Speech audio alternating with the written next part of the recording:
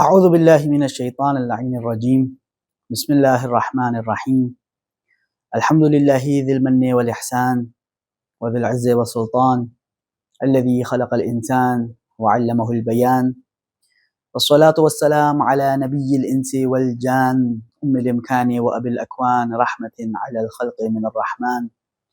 وعلى آله الذين هم خلفاء الرب المنان لا سيما بقية الله الذي هو صاحب الزمان واللعنة الدائمة على أعدائهم من الآن إلى آخر الزمان أما بعد السلام على الحسين وعلى علي بن الحسين وعلى أولاد الحسين وعلى أصحاب الحسين۔ امام حسین کی زیارت کے لیے لوگ جاتے ہیں، لاکھوں لوگ جاتے ہیں، بلکہ کروڑوں لوگ اربعین پہ جاتے ہیں، دنیا کے کونے کونے سے آتے ہیں۔ تو ایک سوال یہ پیدا ہوتا ہے کہ حضور امام حسین کی زیارت کا مقصد کیا ہے؟ اور یہ سوال یہاں پر رکتا نہیں، پھر وہ مقصد طے کرنے کے بعد ایک دروازہ کھلتا ہے اس بات کا کہ اب ہر شخص یہ زائرین سے کہے کہ بھائی یہ مقصد تھا زیارت کا، آپ زیارت کر کے آئے تو اب بتائیے مقصد پورا ہوا یا نہیں۔ اور پھر بات یہاں پر بھی نہیں رکتی، یہ ستم اور آگے بڑھتا ہے، اور پھر ہر انسان اپنے آپ کو یہ حق دیتا ہے کہ وہ کسی سے کہہ دے کہ جی آپ کا کیونکہ زیارت کا مقصد پورا نہیں ہوا، آپ کی زیارت بیکار ہے۔ یہاں تک یہ بات پہنچتی ہے۔ تو اس پوری بات کو آخر تک پہنچانے سے سب سے پہلی جو سیڑھی ہے وہ یہ ہے کہ کسی کو پتہ ہونا چاہیے کہ زیارت کا مقصد کیا ہے۔ گو کہ اگر مقصد ہمیں پتہ چل جائے تب بھی ہمیں یہ حق حاصل نہیں کہ ہم دوسروں کو جج کریں۔ مجھے اگر مقصد پتہ چل جاتا ہے زیارت کا تو میرا یہ کام نہیں کہ میں دیکھوں فلاں صاحب زیارت کر کے آئے تو مقصد پورا ہوا یا نہیں، فلاں صاحب زیارت پوری کر کے آئے تو مقصد پورا ہوا یا نہیں۔ میرا صرف یہ کام ہوگا کہ میں دیکھوں کیا میں نے جو زیارت کی ہے میں نے مقصد پورا کیا ہے، اگر کیا ہے تو اللہ کا شکر بجا لاؤں، اگر نہیں کیا تو اسے اور بہتر کرنے کی کوشش کروں۔ اس سے زیادہ مجھے دوسروں کے بارے میں فیصلہ سنانے کا حق نہیں ہے۔ یہ ایک بات، لیکن یہ پوری کی پوری عمارت اس بات پہ کھڑی ہوتی ہے کہ زیارت کا مقصد کیا ہے، اور ہر شخص اپنی فکر کے مطابق زیارت کا مقصد طے کر لیتا ہے، اور پھر یہ پوری عمارت ایک کھڑی کر دیتا ہے جو کہ مومنین میں آپس میں اختلافات کا بھی سبب بنتی ہے، رنجشوں کا سبب بھی بنتی ہے۔ گو کہ زیارت کا کام ہم سب کو جوڑنا تھا، لیکن ایسی فکر یا ایسی باتیں زیارت کے بعد ہمیں ایک دوسرے سے دور کر رہی ہوتی ہیں۔ تو یہ میں بس بنیادی سوال آپ کے سامنے رکھنا چاہتا ہوں کہ جی زیارت کا مقصد کیا ہے؟ کیا ہمیں اہل بیت علیہم السلام کی تعلیمات کی روشنی میں کیا نظر آتا ہے؟ اس سے پہلے کہ میں اس زیارت کے مقصد کو بیان کروں، میں ایک مثال دوں گا، اور اس مثال کے ذریعے میں اپنی بات کو آپ کی خدمت میں واضح کرنے کی کوشش کروں گا۔ فرض کیجئے کہ ایک بیمار ہے، اور وہ بیمار طبیب کے پاس جاتا ہے، ڈاکٹر کے پاس جاتا ہے، اور اسے کئی بیماریاں ہیں۔ مثال کے طور پہ اسے نزلہ بھی ہے، اسے کھانسی بھی ہے، اسے بخار بھی ہے، اس کے سر میں بھی درد ہے، اس کے پیٹ میں بھی درد ہے، کئی بیماریاں اسے لاحق ہیں۔ وہ طبیب کے پاس جاتا ہے اور وہ طبیب کو اپنے سارے مرض بتاتا ہے، طبیب اس کا معائنہ کرتا ہے، اس کے چیک اپ کرتا ہے، اس کے ٹیسٹ کرتا ہے، اور ایک نسخہ اسے لکھ کر دے دیتا ہے۔ اب ایک بات واضح ہے کہ اس شخص کے جو طبیب کے پاس جانے کا مقصد تھا وہ تھا شفا حاصل کرنا۔ یہ کامن سینس کی بات ہے، یہ وہ شخص بھی جانتا ہے، طبیب بھی جانتا ہے، ہم سب بھی جانتے ہیں۔ جو ایک گریٹر گول تھا، وہ مقصد تھا، وہ یہ تھا کہ شفا حاصل ہو جائے، اتنے ساری بیماریاں یہ دور ہو جائے۔ لیکن اب میرا آپ سے سوال یہ ہے کہ اب ڈاکٹر نے اسے 6 دوائیں لکھ کر دے دی، کیا مریض کو یہ حق حاصل ہے کہ وہ ایک گولی اٹھائے، اچھا یہ پیلی ہے تو میرا چہرے کا رنگ پیلا ہو گیا ہے، یہ اسی کی دوا ہوگی، اچھا یہ لال ہے تو مجھے خون میں بھی کمی تھی تو یہ لال دوا ہے تو یہ خون بڑھانے کی دوا ہوگی؟ کیا مریض کی یہ صلاحیت ہے، مریض کی یہ کیپیبلٹی ہے، مریض کی یہ منزل ہے کہ وہ دوائیں دیکھ کر خود سوچ بچھاڑ کر کے طے کر سکے کہ جی یہ دوا اس کی ہے، اور یہ دوا اس کی ہے، اور یہ دوا اس کی ہے، اور پھر وہ اب دوا کھا رہے اور اس کے چہرے کا پیلا پن نہیں جا رہا تو وہ سوچے یار یہ پیلی دوا جو ڈاکٹر نے مجھے دی تھی یہ تو چہرے کے پیلے پن کے لیے تھی، تو یہ تو کوئی فائدہ ہی نہیں دکھا رہی، لہٰذا یہ دوا بیکار ہے۔ مریض قطعاً ایسا نہیں کر سکتا کیونکہ اسے پتہ ہی نہیں ہے۔ ہاں ایک ہی صورت ہے کہ مریض کو پتہ چل جائے کون سی دوا کس چیز کی ہے، اور وہ صورت یہ ہے کہ ڈاکٹر خود مریض کو بتا دے دیکھیے یہ جو گولی ہے نا یہ سر درد کی ہے، اور یہ جو گولی ہے یہ پیٹ کے درد کی ہے، اور یہ جو گولی ہے یہ آپ کے کھانسی کی ہے، یہ جو گولی ہے یہ آپ کے لیے نزلے کی ہے۔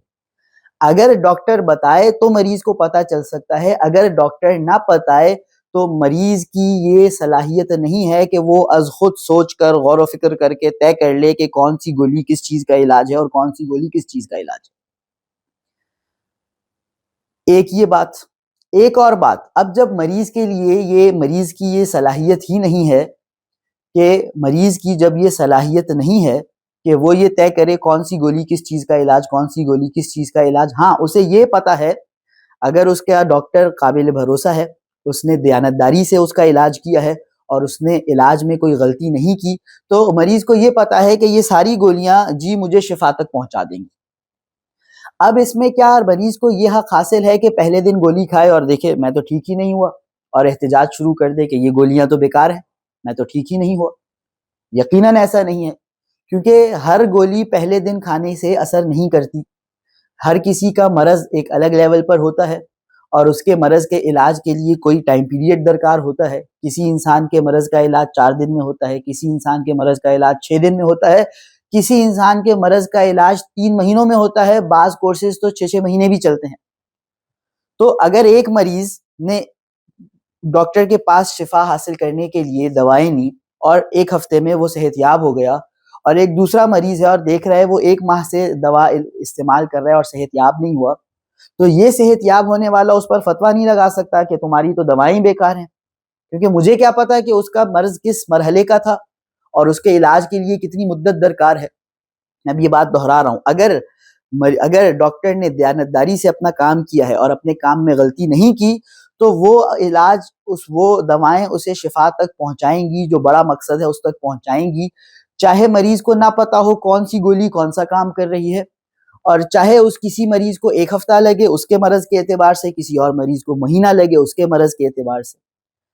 اب یہاں پر ایک بہت بڑی غلطی جو میں کر سکتا ہوں وہ کیا ہو سکتی ہے کہ ایک مریض ہے جس کا 6 مہینے کا علاج کا کورس ہے، یہ طبیب کو پتا ہے، مریض کو تو تفصیل نہیں پتا۔ اب اس مریض نے 1 ہفتہ گولیاں کھائیں، وہ ٹھیک نہیں ہوا، میں جا کر اسے بولوں تم بڑی بیکار دوائیں کھا رہے ہو،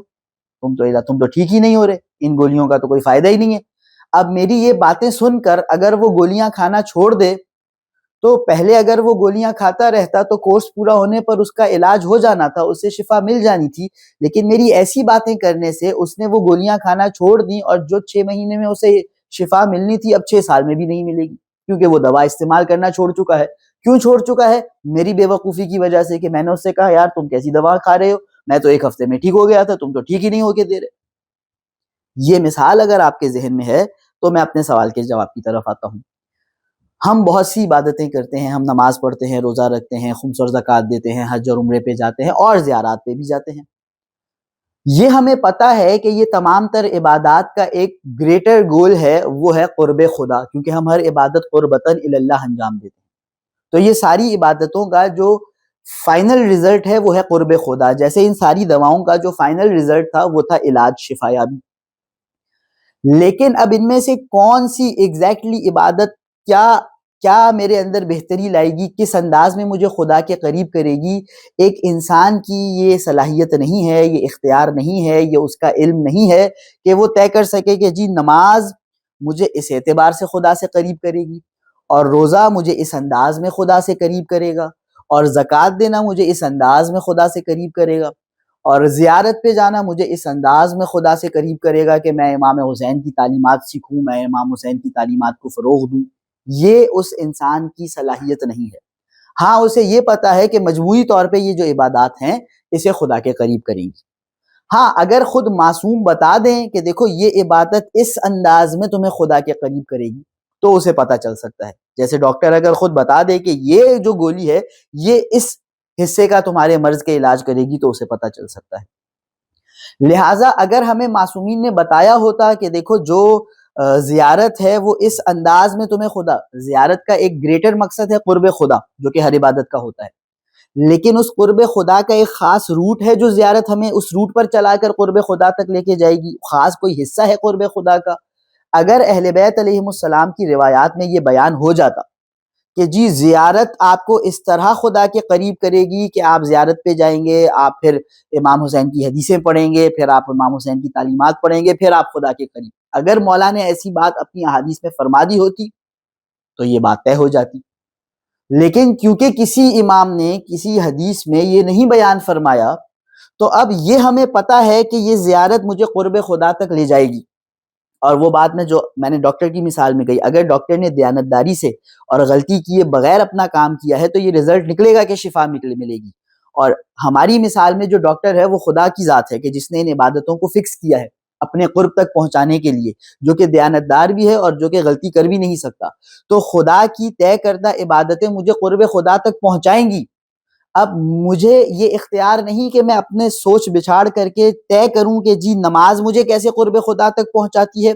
اور روزہ کیسے قرب خدا تک پہنچاتا ہے، اور زیارت کیسے قرب خدا تک پہنچاتی ہے. اور پھر اگلے سٹیپ میں میں طے کروں کہ میری زیارت میں کیونکہ یہ پوائنٹس حاصل نہیں ہو رہے لہٰذا میری زیارت بیکار ہو گئی.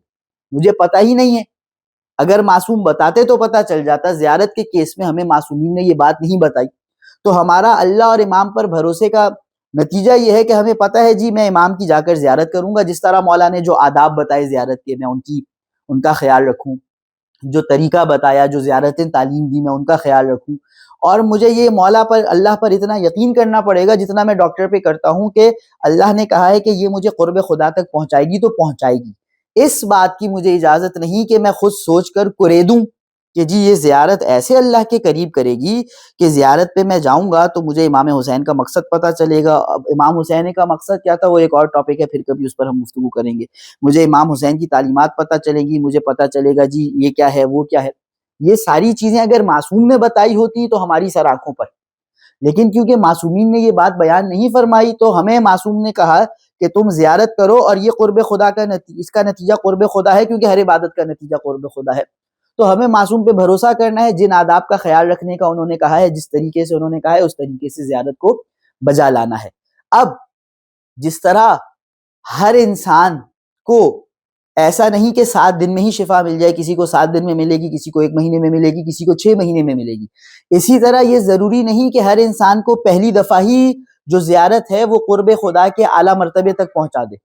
ہو سکتا ہے ایک انسان ایک دفعہ زیارت کر کے قرب خدا کے بڑے اعلیٰ مرتبے پر پہنچ جائے. ایک انسان کی جو دل کا مرض ہے وہ زیادہ ہو، وہ 4 دفعہ جب زیارت کرے گا تو قرب خدا کے اعلیٰ مرحلے تک پہنچے گا. ایک انسان ایسا ہو وہ جب 20 دفعہ زیارت کرے گا تب قرب خدا کے اعلیٰ مرحلے تک پہنچے گا. تو میں بطور تھرڈ پرسن اگر ایک شخص کو دیکھوں کہ یہ زیارت کر کے آیا اور ابھی اس کے اندر کوئی نورانیت نہیں پیدا ہوئی، کوئی قرب خدا کے آثار نظر نہیں آ رہے اس کے انداز میں، اخلاق میں، کردار میں،